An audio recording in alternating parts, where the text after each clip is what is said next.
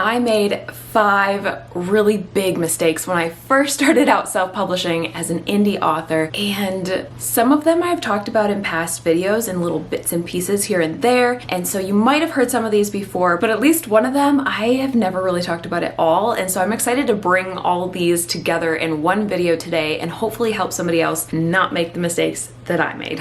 Today's notes fit on a little sticky here because there's just literally 5 things. So the first one is cover design. I've talked about this one before many times actually, and I do have a playlist all about cover design if you want to know like tons more information, because I have tons of thoughts. It's one of my favorite subjects in publishing. But when I first started, I did this cover with a friend, and so my friend is a very talented graphic designer, but she was not a professional cover designer. She didn't know about book cover design specifically, about genre expectations, and neither did I. What does this cover say to you? Like, do you know what genre this is? No. There were so many things that we didn't know at the time as we were creating this together. Like, she was taking my feedback, but I didn't really know what was expected in the genre either. And so then compare that to, gosh, probably a year later when I finally started learning more about cover design, and I hired a professional cover designer to do this cover right here. And this is sci-fi dystopian. Does that tell you that is that genre? I feel like, let's compare. There's a few other details here like size as well. You can see that this one is much bigger, which technically I suppose is more of an interior mistake, but I'm gonna lump it in with just cover and genre expectations as a whole, and not doing my research and figuring out what readers actually expected in my genre. Why is this so important?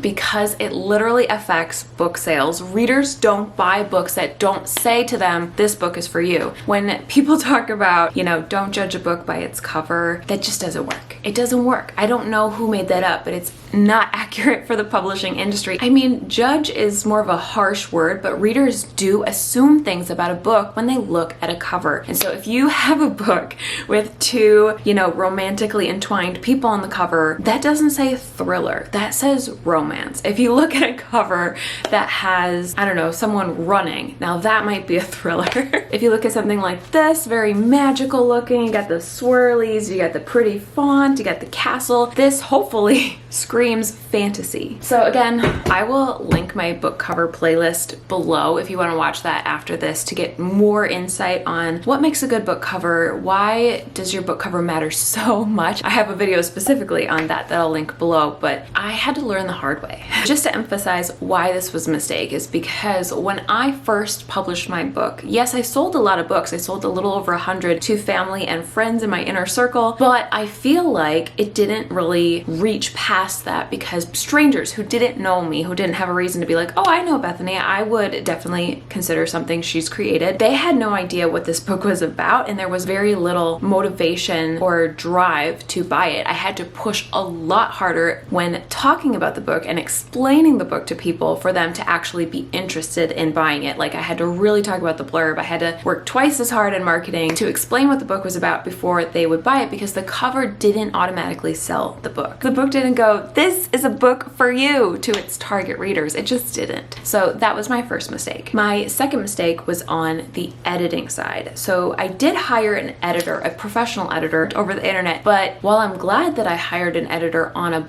budget, because I think that's a really smart thing to do, and I paid only $300, I believe, for my editor the first time around. Looking back, knowing what I know now, I feel like I could have done better. I could have either hired a second editor to do like another type of edits, because there's actually 3 different types of edits, and I'll link my playlist on editing below as well if you want some tips on that, because there's so many different approaches to editing. And this editor was a wonderful person, but she did more of like the surface level. She didn't help me with the stylistic elements, which was probably where I needed to grow the most, for sure. Actually, as a brand new author, I feel like I could have used a lot more help with somebody helping me with my writing style, helping me not over explain things. I had one editor later on who taught me about RUE, which is resist the urge to explain, for example, and I really appreciated that, and I needed things like that. So I feel like with the very first book, I wish I would have invested more. I actually invested in editors more later on down the road, and I feel like they really helped me grow. And that's when I realized that a good editor can be almost a masterclass or a college class where you're actually learning things about the writing style that you can bring into all your future books. So if there was any book that I should have hired a really solid editor on, it would have been the first one, that's where I could have learned so much more and so much faster. And then I also could have had multiple professional eyes on my work at the time, because I really only hired the one professional and then I worked with everybody else for free. Beta readers are fantastic. Oh my gosh, I can't say enough good things. I have a beta reader playlist as well. I'll link that below. But I think honestly there is something about a professional who can help you. As long as they're really good at their craft, they can help you learn so much, and they don't have to be super expensive. But if there was ever a time that I would think it's worth the expense, it would be for a debut book, the very first book you ever write. Not only would this take your book to the next level, and it would be just so much better quality wise and such a better way to start your author career, then on top of that you can bring everything you learned into all future books and they can level up as well. So there's just so many benefits to having a professional editor in general, and I think it's super valuable, but especially on the first book. And again, I would have maybe even hired multiple professional editors for that first book. Before I keep going, let me know in the comments if you have any questions about these mistakes, because I hope I'm explaining them well, but if you're still like, I don't see why that's a mistake, definitely let me know. Hopefully it's been really clear. And the third mistake that I made was something called Kirkus reviews. I saw another indie author who used Kirkus reviews, and she was promoting this review and just sharing what they said about her book. And I thought, oh my gosh, I have to have this editorial review for my book to be successful as an indie author, which, by the way, no. Let's see if it's even on the back. Okay, yes, right here at the bottom. This right here is the Kirkus review that I paid for. And that's the mistake right there. I do not at all think authors should ever have to pay for a review, something that I know now, but I had no idea back then. I saw what another author was doing, and I think it was expensive. It was like $500, you guys, which it's embarrassing. But sometimes we do have to make the mistake and spend the money on something stupid for us to learn. So I wanted to encourage you, if you ever have made mistakes, especially financially, and spent too much on something, I have been there. I have so been there. And this was such a waste, because the truth is your readers will review your book, and you can send ARC copies, which are called advanced review copies or advanced reader copies. And I have a video on that as well, which I will link below. But all that to say, reviews are free, and your readers, if they love your book, or also if they don't like your book, either way, they will often review for free. And you can encourage reviews. You can ask your readers to review. And I think that's super valuable. And all of those reviews compiled together are going to hold so much more weight in other readers' minds than one tiny little review from a place that most people don't even recognize. I would say this was my biggest, well, not biggest, I don't know. I want to say one of my biggest regrets. There's one other one, the last one that I'm going to talk about, which I think might actually be my biggest regret, but Kirkus is a close second. My fourth mistake was a Kickstarter. And now this one I do not regret, because it was a really cool learning curve, and I actually love Kickstarter. I know that it gets shade sometimes when authors use it, and I'm like, guys, if an author wants to use something, let them use it. You don't have to buy their products. Like, calm down is the first thing that I want to say. But even though I love Kickstarter, and I actually had a great experience with it, and I had reasons for doing it, which I could talk about in a second, I still consider it a mistake, because I now know how valuable pre-orders are. And so Kickstarter is basically a pre-order outside of Amazon. That's honestly what it is. And it's a pre-order where you can add a ton of other goodies. So I added a necklace that matched the cover. We took a picture of this necklace that's on the cover here. This was an actual necklace that I got off of Etsy, that I got permission and the rights from the Etsy seller to use on my products. So just FYI, you want to make sure you have permission. And this actually became my publishing house logo, by the way, on all of my books as well. And then I also designed some mugs with this on it, and what else? Notebooks. I had tons of goodies that I added. So it was like you could buy one book, or one book plus a necklace, or one book plus a mug, or 2 books plus a mug, and things like that. So it allowed me to create a more interesting pre-order, I guess. But again, the downside was I didn't do the pre-order on the Amazon platform. And the reason that this was a mistake is because Amazon's AI is so intelligent that it actually is paying attention to every single reader who buys your books. And it's tracking that information and then using that to find other potential readers who might also like your book. And so this was a huge bummer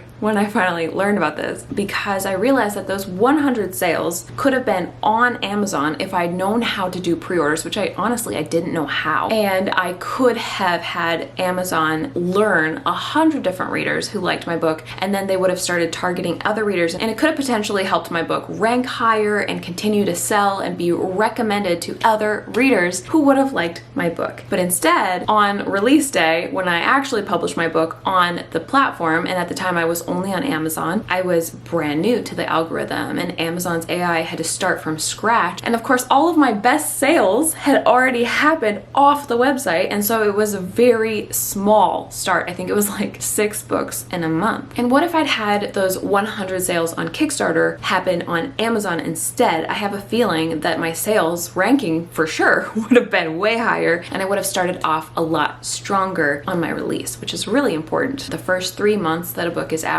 are a pretty big deal for the algorithm. And while I was glad that I did the Kickstarter, because Kickstarter will refund all of the proceeds that you raise if you don't make a goal, and I wanted to make sure that I made a specific goal and sold a specific number of books to show me that I was capable of being an indie author, so there was something there that I needed from Kickstarter. But at the same time, looking back, I could have gotten that validation, I guess, basically is what it is, that I was choosing a good path to continue on by publishing on Amazon, because it wouldn't have cost me anything to publish the book there. It was free, and I'd already written the book, and I'd already paid for the cover, so it's like probably should have just done it. So I don't know, I have mixed feelings about it. I'm not sad that I did the Kickstarter. I'm very proud of it. Again, my cover design wasn't exactly on point, so I don't know if the Amazon algorithm would have really gotten that far with this cover anyway. So I think it's fine. I think it was a great learning curve, but I have since learned just how valuable pre-orders are. I even did a test with my co-author Mandy Lynn on one of our marketing books in the Marketing for Authors series. We tried on the first book not having a pre-order and doing a launch page instead. And while that didn't go poorly, I just always will wonder what if it could have been better, because I just know how valuable they are now. And the fifth and final mistake that I want to talk about in today's video is probably, like I said, my biggest regret, and the one that I haven't really talked about before, and that is not finishing my book. Again, it was this guy. I did eventually finish, obviously, but I started this book in college in 2006 or 2007. I think it was 2006. And I wrote the beginning once, and then I wrote the beginning again, and then I wrote the beginning again, and then I wrote the beginning again. And I can talk more about my author story and my journey in a different video, because I had some bad experiences, to be honest. The professor was not encouraging, basically was like, you shouldn't be doing this, you're not a good writer. And that really, really put me down. And while I did at one point, I think, briefly try to write the beginning again, I eventually just dropped the book for years, and I just stopped writing, stopped being in love with stories for a while. And I finally came back to this book and started from scratch again, at the beginning again, in 2016 for NaNoWriMo, which, if you don't know, is National Novel Writing Month, and it's a very, very encouraging time of year for writers. And that really motivated me to finally finish my book. And so, doing the math, 2006 to 2016, it took me 10 years to write this one book. Yes, I needed to write all those different beginnings because I was learning and figuring out my writing style, but if I hadn't been so discouraged and if I hadn't stopped writing for so long, this book could have been written much sooner, and I could have gone on to write the next book and the next book and the next book, and probably written at least 10 more books within that 10-year time span and become a better writer. Maybe they wouldn't have all been published, maybe they wouldn't have all been good, but I could have grown, because every book that you write, you grow. I'm so proud of my writing today compared to my writing back then, because I can see the growth. I can actually visibly see how far I've come. I regret waiting so long, and I regret letting that professor just stop me from pursuing something I was passionate about, that I was excited, and that I could have gotten better if she had encouraged me to get better instead of discouraged me. Because sure, some writers might have natural talent right from the get-go, but honestly, anybody could become a great writer if they had the passion for it and the willingness to persevere and grow and learn.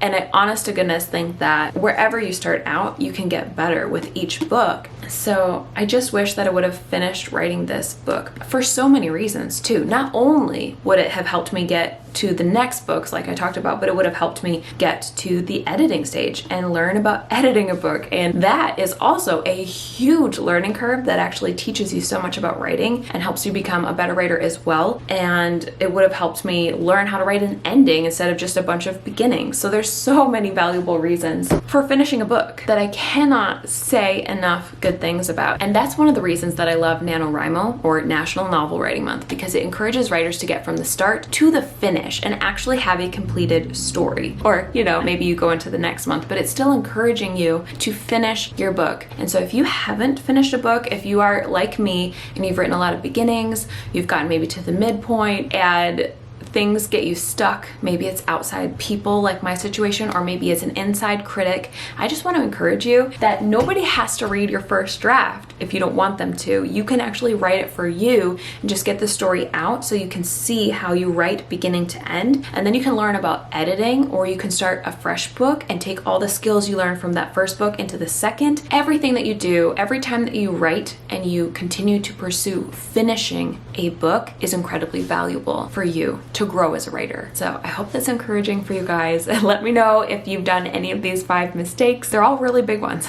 I really hope this video has been encouraging to you and that it helps you avoid making some of the mistakes that I have made as an author so far. If you have made them with your first book, don't worry. You can still come back with a second book and learn from those mistakes. I definitely have. I've come so far since that first book. And so I hope that's also encouraging to you. But let me know in the comments if you've made any of these mistakes as well, and we can commiserate together.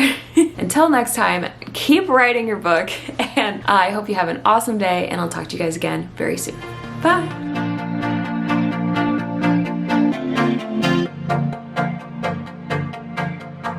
It's